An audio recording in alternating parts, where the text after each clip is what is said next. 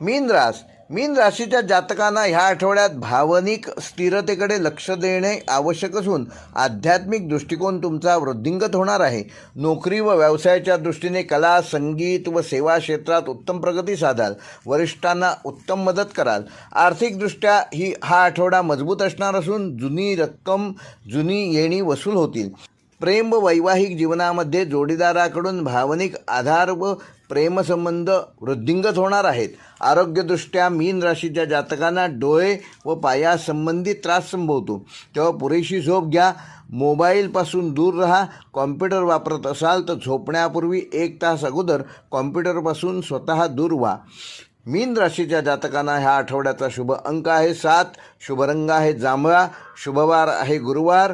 व ह्या आठवड्याचा मीन राशीचा उपाय, येत्या गुरुवारी पिंपळाच्या झाडाची पूजा करा आणि पिंपळाच्या झाडाला 1 वाटी तिळाचे तेल अर्पण करा.